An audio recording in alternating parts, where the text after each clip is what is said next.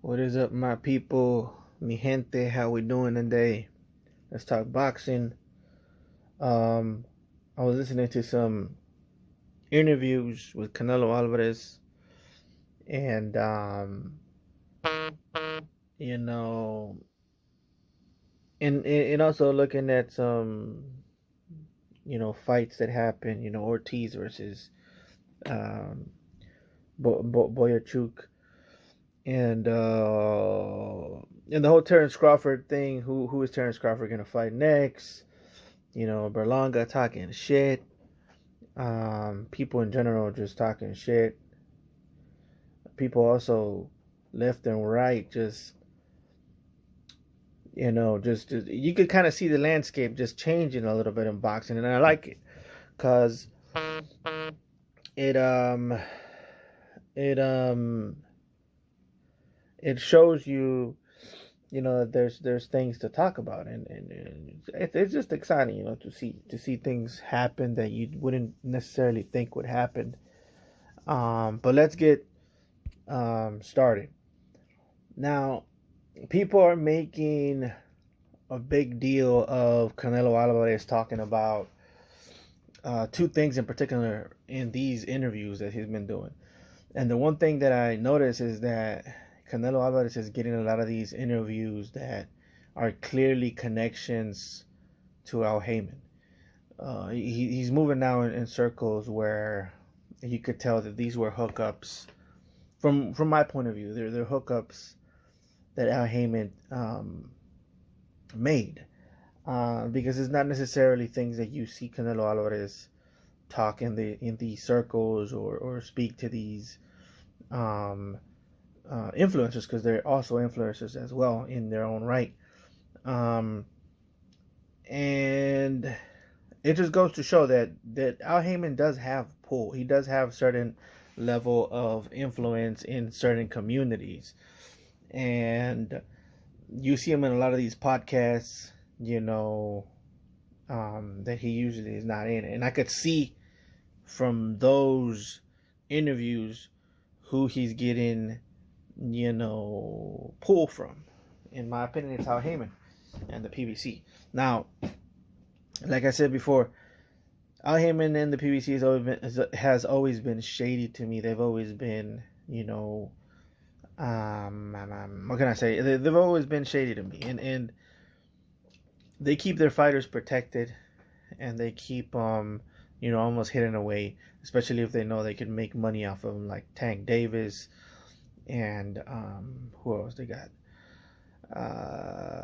Well, that's the one they got right now, and I think now they have Canelo. I think we're gonna have to see, but I think he pretty much endorsed Al Heyman and the PBC by saying that his career would have been much better if he would have been with the PBC rather than Oscar De La Hoya, which, if you think about it, is ridiculous. Now Oscar De La Hoya isn't doing so well lately. Well, lately he's been on the up and up, but in the past couple of years he hasn't been doing too well because of the PBC in particular, because the PBC took a bunch of their fighters, Oscar De La Hoya's fighters, and the thing is, for a while, Oscar De La Hoya was like, he was pretty big when it comes to boxing promotional company. One might even say the biggest.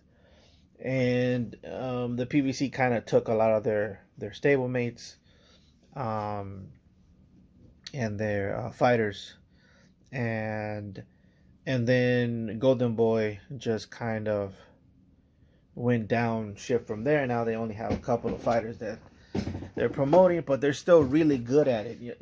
I will say that Golden Boy, um, even though they have a couple of fighters left, their longevity is undeniable. And not only that, but they also have, in my personal opinion, just better promoted fighters. Um, look at Ryan Garcia. Ryan Garcia doesn't have anything to offer, but he has Golden Boy to promote them. Of course, some people might say he promotes himself, but um, I mean, you look at Cepeda. Cepeda is relevant as well because he was with Golden Boy and stuff like that. But getting back to what Canelo said with the PBC, the reason he said that, there's a couple of reasons.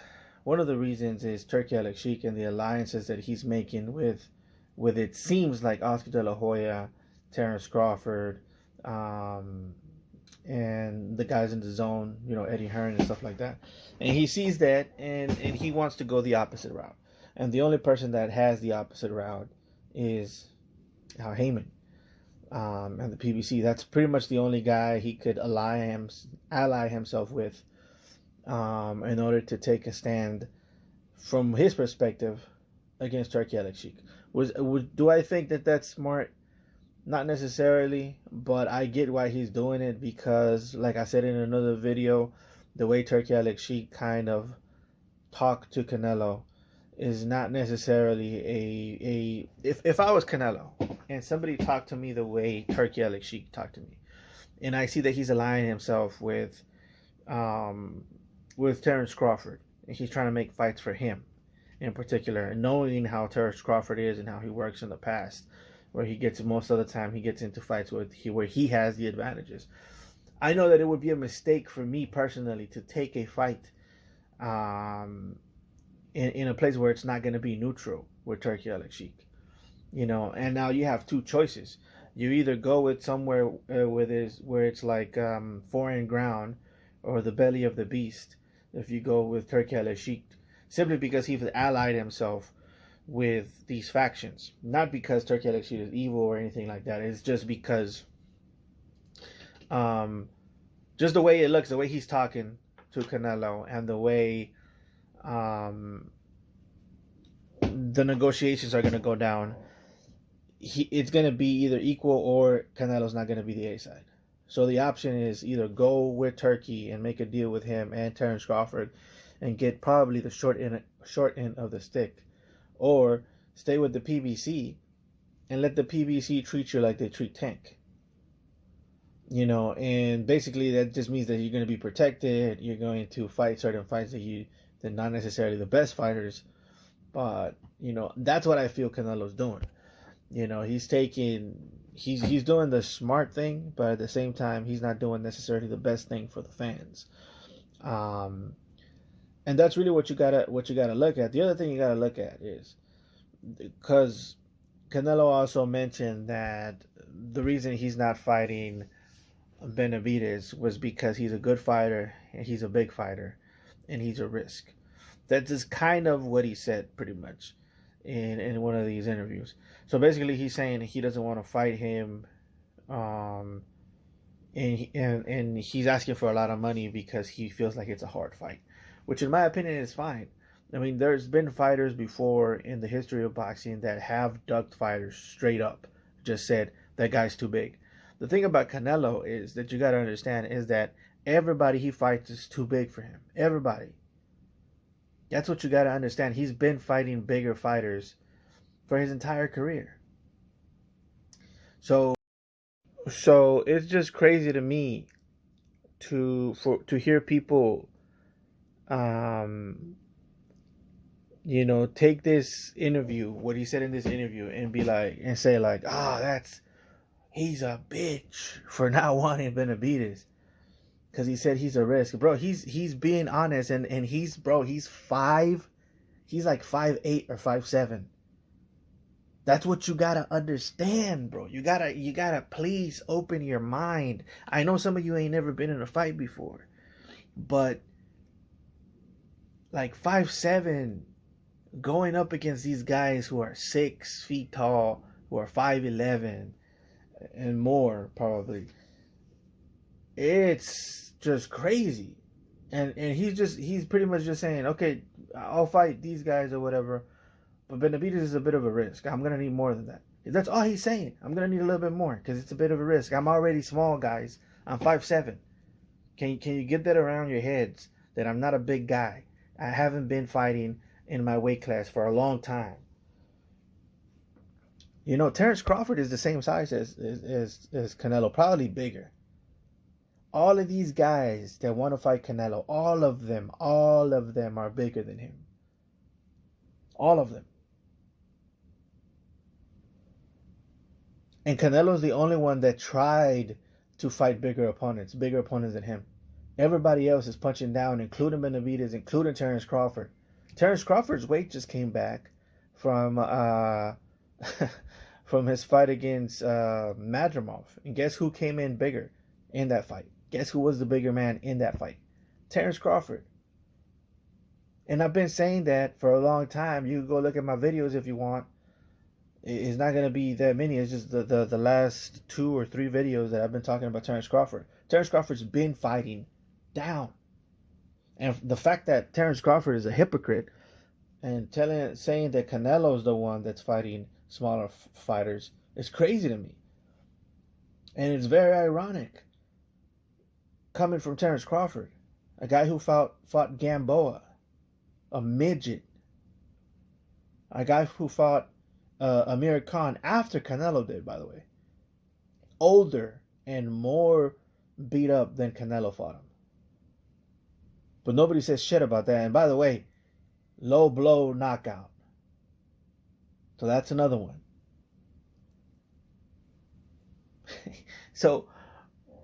So anything you say about Canelo, you got it worse on your side. I'm just being honest. I'm telling you the truth. There has been fighters in the past before that has to. Let's talk about Mosley talking about he don't want to fight Paul Williams because he's too big, and nobody says shit to him. They're like, yeah, you right. But if Canelo does it, all of a sudden, it's bad. Now, what's the difference between Canelo and Mosley? What do you see? Certain people are allowed to be bitches. Certain people are allowed to complain. And certain people are not. That's basically what it comes down to. Certain people are allowed to punch down. Certain people are allowed to come in heavier than others in their fights. And other people are not. That's basically what it comes down to.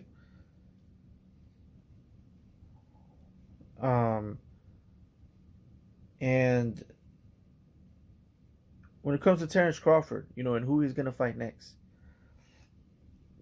people are afraid of Terence Crawford. That's just facts. I mean, you look at the trajectory of his career. Yes, is he a diva? Is Terence Crawford a bit of a diva? Yeah, of course he is. He doesn't dress like one. He doesn't talk like one sometimes. But you best believe that when he's in the table, the negotiation table, he knows what he's doing. And that's the reason why he hasn't gotten a lot of these big fights, is because he's not just going to let somebody go in there and not let him wear his gloves and not let him come in a couple of pounds heavier. He's not just going to do that. And the fact that he came in against Madrimov, damn near 170, tells you everything you need to know. And they kept trying to play it off like, oh, Madrimov is this big giant that he's going to fight. Come fight night, they're about the same size. If not, Terence Crawford was a little bit bigger. So what are we talking about? I'm not even making up shit, bro. I'm telling you things that you could go and look with your own eyes, bro. With your own eyes, you can see. Look at these guys next to each other. Yeah, I mean, Madrimov has bigger trap muscles. I mean, lats, sorry, and traps. I mean, yeah. But the whole time they were trying to pull a wool over our eyes, guys. Because think about it, and I've said it before. During the whole lead up to this fight, all the interviews, all of the promotional things that we saw, we always saw Madrimov's arms and his legs and whatever. They kept showing it to us like, oh yeah, he's a big guy. And then you would see some post, Madrimov is a problem, showing him being strong or whatever. And you never saw Terence Crawford. You never saw any any part of his muscles or anything, no arm, nothing. I'm not saying I want to see that. I'm just saying, why are you showing us one guy, but you're not showing us the other guy? Every time you saw Terrence Crawford, he was covered up.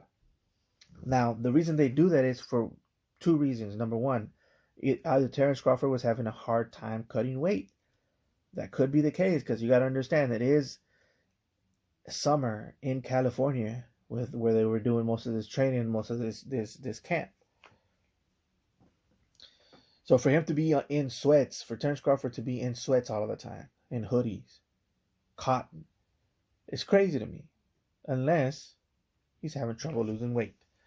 Or number two option could be that the media told him not to show a lot of skin so that they could keep this illusion that Madrimov was somehow more muscular and more bigger and this bigger, threat than he actually was.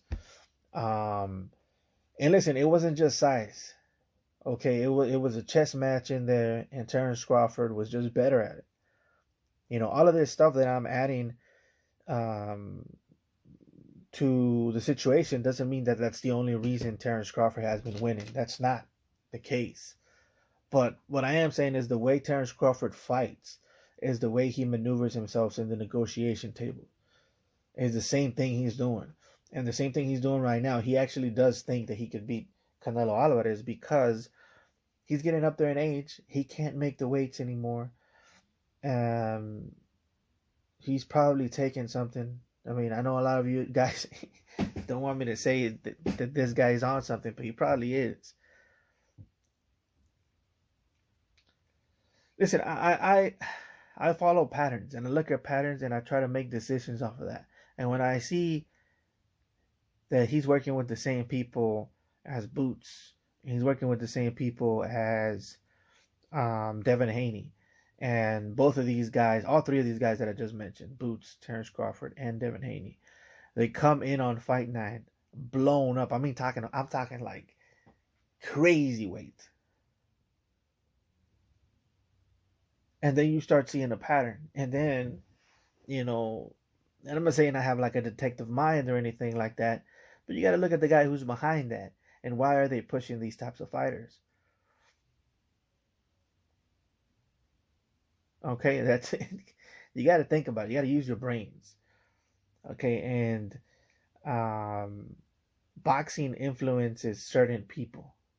Okay, not all people. Not all people are into boxing. It's a minority of people. If you go out there and you look at the people that it influences, a lot of them are Mexican, and some of them are also black. And that's all I'm going to say about that. You guys connect the dots. You guys try to figure out what's going on behind the scenes and why certain factions want to influence boxing in this kind of way. Now, the reason I talk about this, about how Terrence Crawford does business, is because Ortiz recently had a fight against Bohachuk.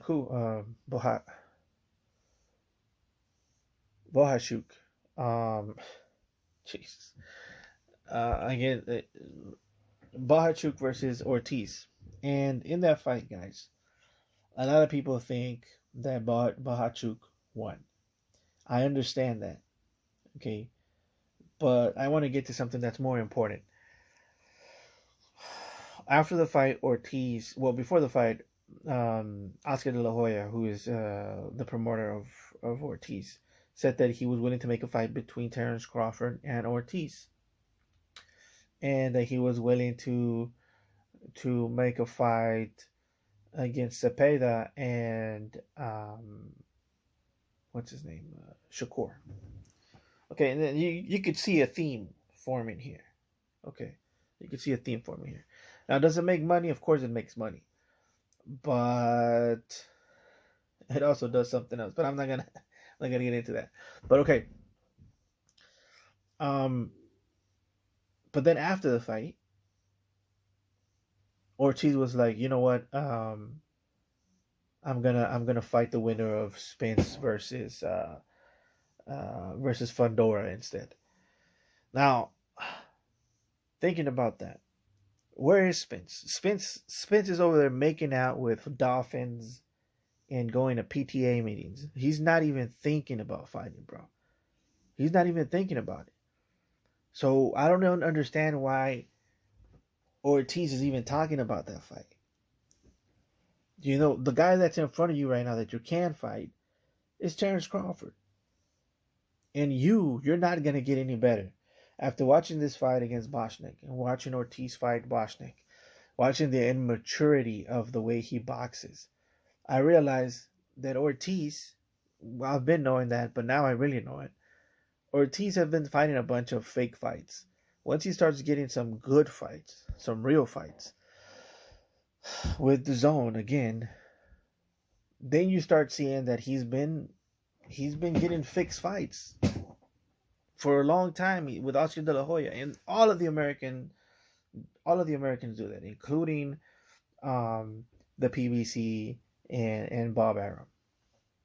Bob Arum is a little bit better at making better fighters because they still give him kind of riskier fights. But Oscar De La Hoya and the PBC, nah. They keep their fighters safe.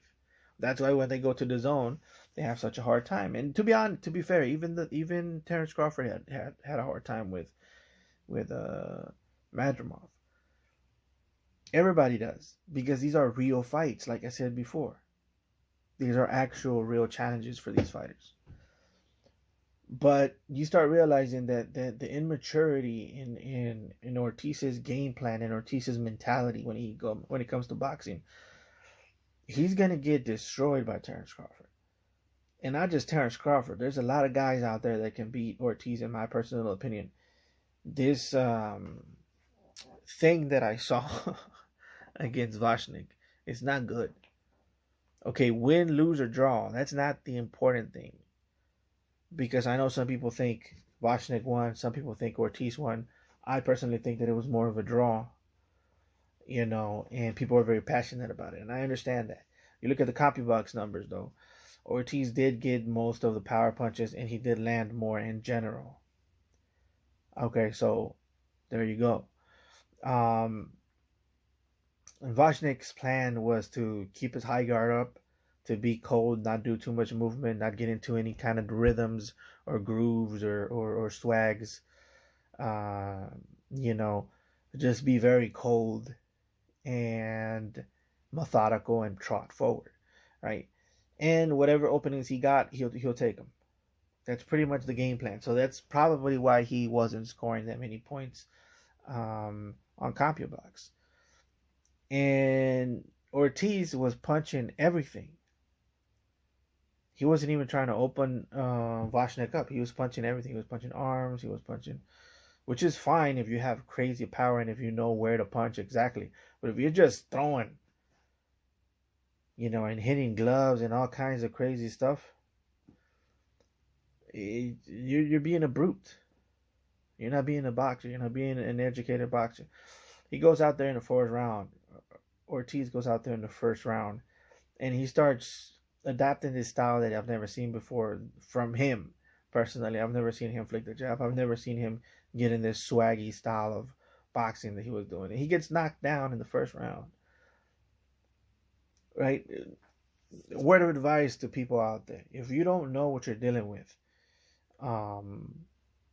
or if you know what you're dealing with, it doesn't matter. You have to. It's a professional fight, even if you have sparred Boschnick before. You don't know what he's planning, because he's thinking the same thing you are. Oh, I know this guy. But the smart thing to do is what Boschnick did. Boschnick was like, okay, he knows me. If I'm myself, he's gonna beat me.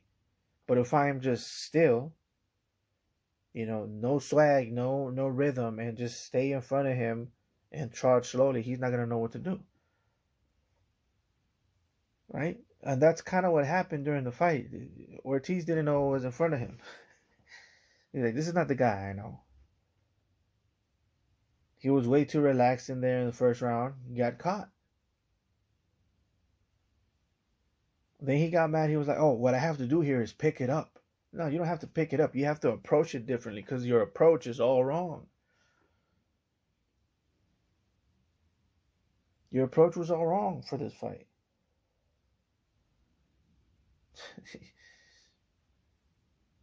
You know what I mean? But that's my opinion on Ortiz. Listen, I was never a fan of Ortiz. I kind of saw some of his fights. I thought he was okay, but the thing is, in this fight, he wasn't fighting like himself. He was trying to show us something, and the only thing he ended up showing us was that he could get knocked down in the first round. And you see this interview of Ortiz talking about, "Oh, you guys, hey, there's a lot of things I could do. You haven't seen the best of me. I could do a lot of things." He did all of those things in this fight, including get knocked down. Yeah, man. Um, but I do think that he's better than this fight, though. I do believe that. I do believe that he is better than this fight. But the immaturity of his mind, and the way he approached this lets me know that he's not ready for a lot of fighters, in my opinion. But I can't wait to see what's next. Obviously, he's going to stay away from Terrence. It's obvious to me that all of these guys are going to stay away from Terrence Crawford. And it seems like Terrence Crawford is, again, he's just unlucky. Terrence Crawford is going to be isolated with with the Turk. And it is what it is, man. What are you going to do? You know, the table has been set. The cards have been placed on the table. And it looks to me like Terrence Crawford, again, is an isolated island, away from the rest of the fighters. But what are you going to do, guys? The name of the game is chess, not checkers. So if you like this video, please like, comment, and subscribe. And I will catch you guys later.